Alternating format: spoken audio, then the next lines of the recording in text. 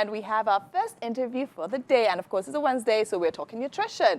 Nneka Ogboy is an advocate for child nutrition and the visionary founder of Mash Baby Food. We actually have a baby in the house. A 100% natural baby food company dedicated to crafting wholesome complementary meals for infants and toddlers. Now, with a degree in finance from the University of Windsor, Canada, and a certificate in child nutrition and cooking from Stanford University, Nneka brings a unique blend of expertise and passion to empower countless parents in introducing wholesome diets to their children early on. Welcome to Wake Up Nigeria. Thank you very much for having me. Nice thank you, today. thank you. Okay, so tell me, where all of this started from. You seem like you're well-read and well-studied, so this was something you decided to do intentionally, right? Tell me why. Oh, definitely. So I had my own child, and I was exposed to what was available in the market, right? And the options are not very enticing. I had a 6-month-old baby, but then looking for food options, you would see foods that have been produced way before he was even conceived, filled with all sorts of sugars, preservatives. So, of course, I started to make his own food, but at the time, I was working full-time. So you can imagine leaving your 9-to-5, or in Nigeria, what we call a 9-to-9, yes, and then going home to go and cook. It was very stressful. So I had a lot of colleagues at the time who were also looking for options, healthy options for their children, and that's where it all began. Amazing. And of course, definitely, I was literally watching a documentary, and it was talking about how, even with the options we have now, because now we have a lot of variety. But then again, even with that, we see a lot of, you see this pack says, oh, fiber. This one says fruits. This one says, like, they're saying a lot of things. However, if you actually check the labeling, where it has the listings of the things actually inside, you actually notice high level of sugars, irrespective of how much fiber and healthy stuff they say they actually have. So tell me, what is Mash Baby about? Very good point that you mentioned there, because that's something we always try to highlight for the parents, right?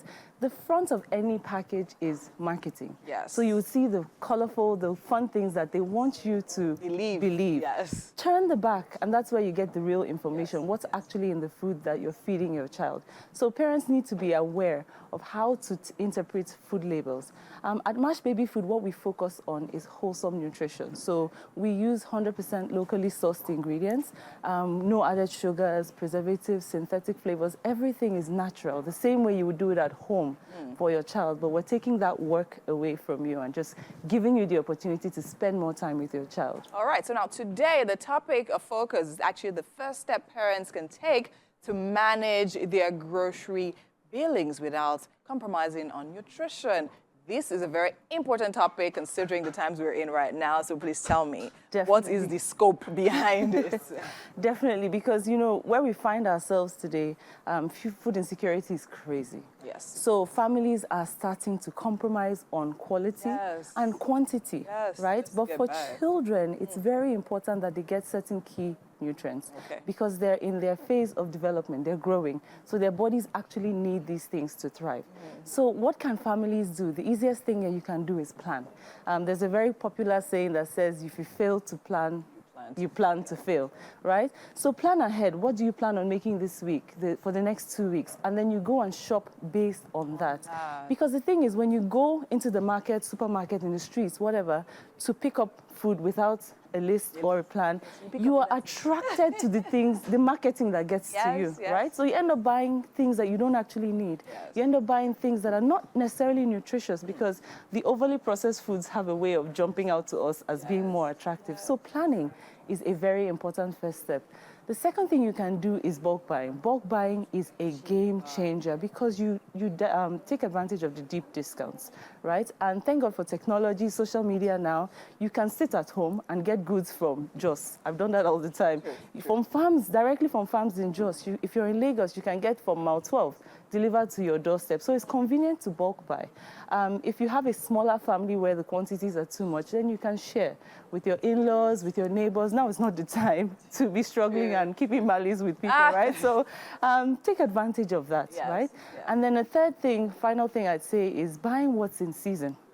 because they're usually cheaper. Cheaper, true. So for example, earlier on in the year, I bought a basket of tomatoes for 19,000. It's not good, eh? And there was a time that a basket of tomatoes got up to 100,000, right? So if you focus on buying when it's in season, you get it cheaper.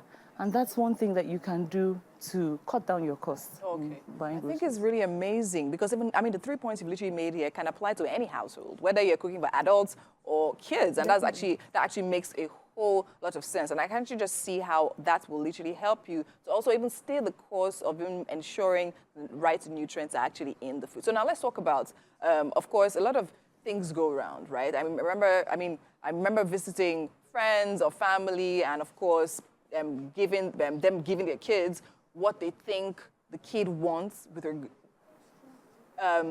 as regards, or rather, instead of what the kid needs, based on the fact that the kids won't eat that particular food. So now, with your expertise, with how far you've come in what you do, what would you suggest is the best balance? To give the kid what the kid wants or what they need?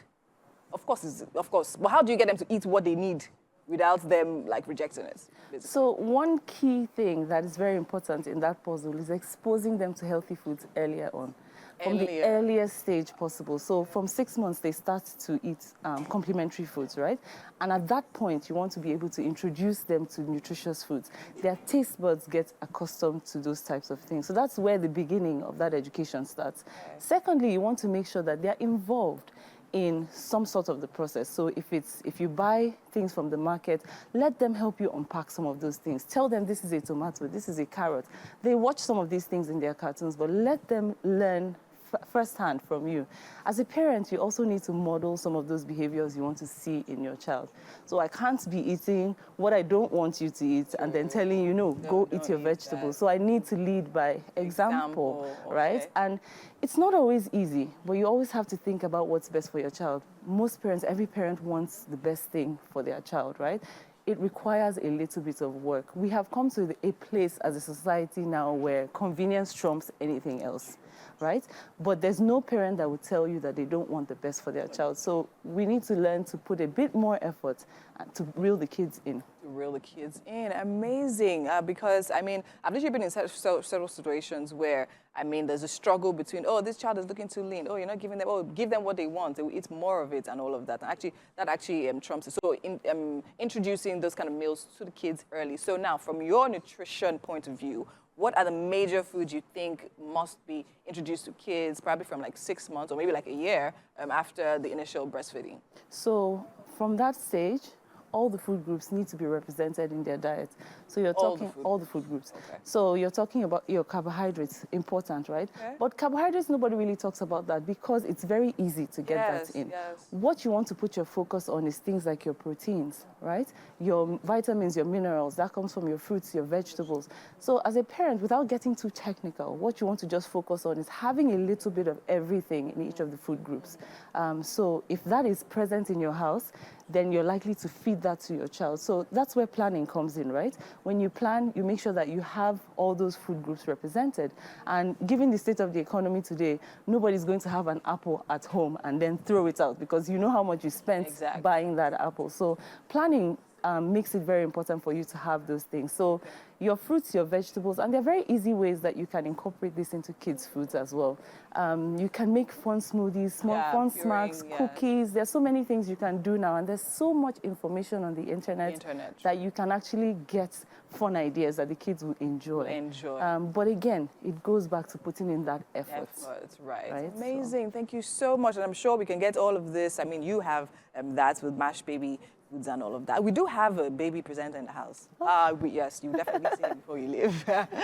Amazing. Thank you so much for being here with us today. You'll be back next week to talk more about nutrition. Thank you so much.